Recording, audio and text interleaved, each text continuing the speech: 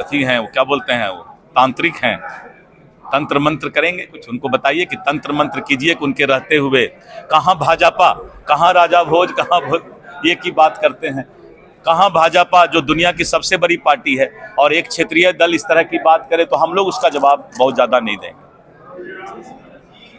बहुत आगे पूरे देश में निकल गया, हरियाणा, महाराष्ट्र, दिल्ली, एक नया माहौल पूरे देश में बनता जा रहा है और देश की जनता के मन में ये बात आ गया कि अगर देश के संस्कृति को, विरासत को, विचारधारा को कोई जीवित रख सकता है तो वो भारतीय जनता पार्टी और एनडीए है। संस्कृति, विरासत और विचारधारा।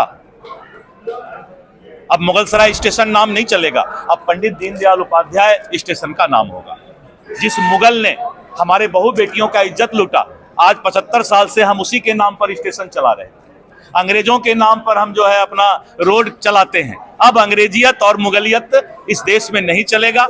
और ये तो खैर अलग चीज है, मैं दूसरा बात बोल। तो मेरा यही कहना है कि संस्कृति, विचारधारा और विरासत को बचाने वाला नरेंद्र मोदी की सरकार अब देश की पहली चाहत है और इस देश के मतदाता ने अब सोच लिया है कि देश के अंदर एक ही गारंटी है, वो है मोदी की गारंटी।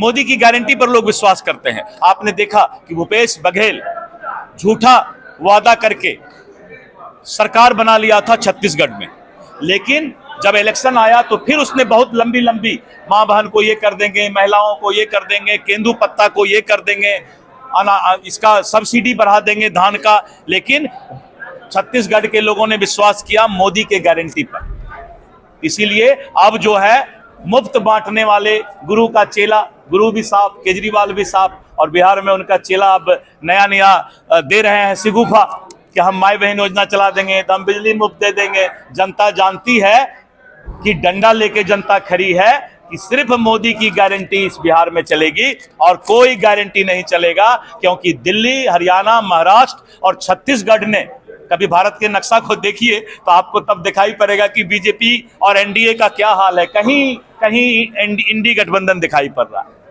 कहीं दिखाई भी नहीं पड़ रहा पूरे देश में, क्योंकि अब वो सपना साकार होगा जो कहा गया था कि भारत विश्व गुरु बनेगा।